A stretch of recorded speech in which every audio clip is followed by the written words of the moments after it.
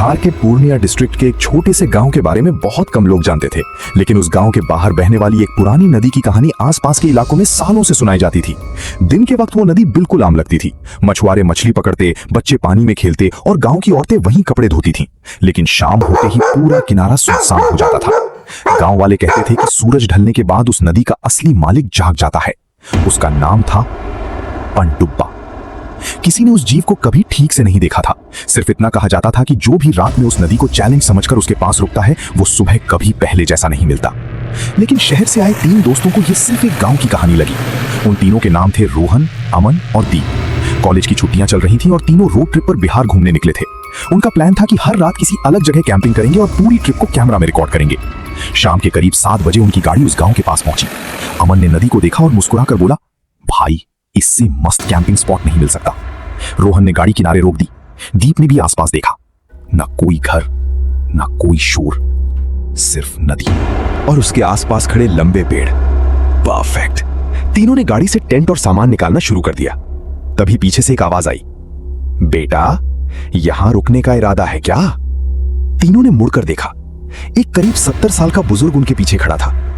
हां बाबा, बस एक रात की बात है। बूढ़े ने बिना मुस्कुराए नदी की तरफ देखा। एक रात ही काफी होती है। तीनों एक दूसरे की तरफ देखकर हंस पड़े। रोहन ने मजाक में पूछा, क्यों, यहां भूत रहता है क्या? बूढ़ा कुछ सेकंड तक चुप रहा। फिर उसने धीरे से कहा, भूत होता तो शायद बच जाते। ये कहकर वो मुड़ गया। बूढ़ा बिना पीछे देखे बस एक बात बोलकर चला गया, रात को अगर नदी के पास जाना तो पानी के अंदर मत उतरना। उसके जाते ही अमन जोर से हंस पड़ा। ब्रो, अगर पानी में नहीं उतरना तो नदी के पास रुकने का फायदा ही क्या? तीनों ने उस बात को वहीं खत्म कर दिया। टेंट लग गया, कैंप फायर जल गई। रात धीरे धीरे गहरी होने लगी। तीनों खाना खाते हुए कॉलेज की पुरानी बातें कर रहे थे। कभी किसी प्रोफेसर का मजाक, कभी किसी ट्रिप की यादें। सब कुछ बिल्कुल नॉर्मल था। रात के करीब 11 बजे दीप ने बोतल उठाई और बोला, मैं पानी लेकर आता हूं, दूर मत जाना। रोहन ने बिना उसकी तरफ देखे कहा।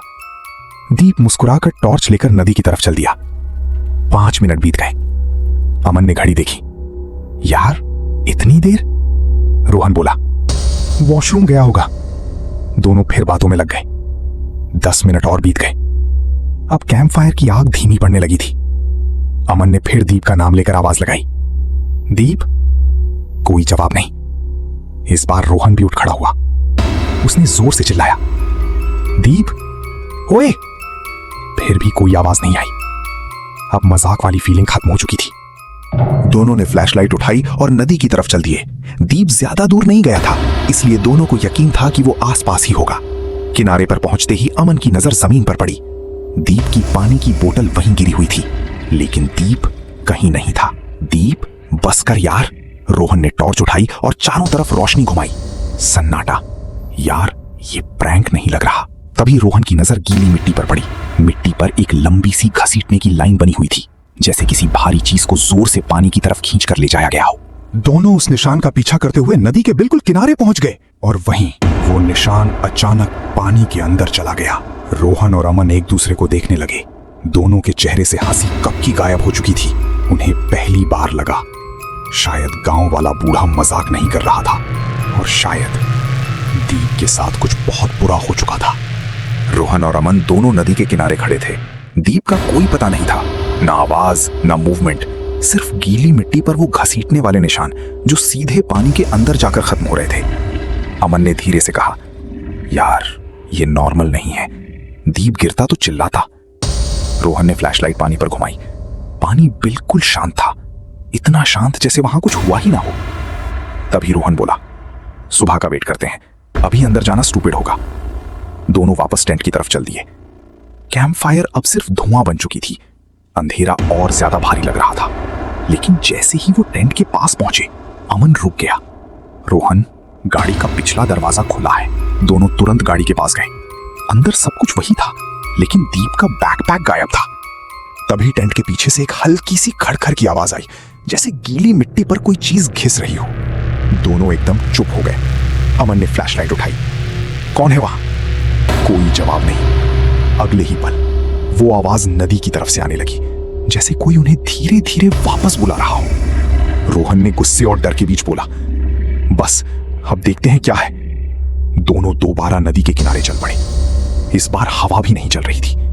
जब वो किनारे पहुंचे, अमन की फ्लैशलाइट एक चीज पर रुक गई। दीप का बैकपैक।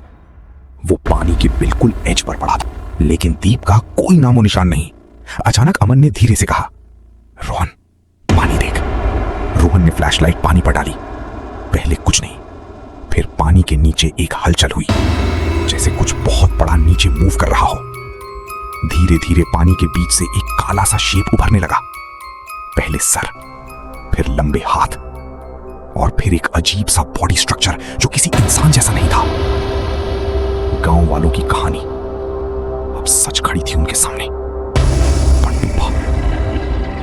दोनों एक साथ पीछे मुड़ गए और जंगल की तरफ भागने लगे। पीछे पानी में हल्की सी आवाज आई, ग्रर, जैसे कोई जमीन पर नहीं, पानी के अंदर से रेंग रहा हो। दोनों बिना रुके अंधेरे में भागते रहे। उन्हें सिर्फ अपनी सांसें और पीछे आती गीली आवाज सुनाई दे रही थी। अमन ने पीछे देखा और उसके चेहरे का रंग उड़ गया। पानी के किनारे से कुछ सिर्फ 10-15 मीटर दूर वो चीज उनकी तरफ आ रही थी। गीली काली स्किन और जमीन को खिसते हुए आने वाली बॉडी। अमन चिल्लाया नहीं, बस धीरे से बोला, ये हमसे पहले यहां था। दोनों जंगल की तरफ भाग गए।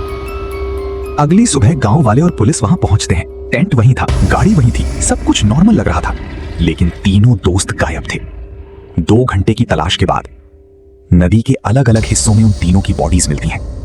कोई स्ट्रगल के क्लियर निशान नहीं, ना किसी इंसान का अटैक। सिर्फ एक अजीब बात, हर बॉडी के पास गीली मिट्टी थी, जैसे उन्हें पानी की तरफ खींच कर लाया गया हो। गांव के बुजुर्ग बस इतना बोलते हैं, पानडुब्बा शिकार नहीं करता, वो सिर्फ चूज करता है।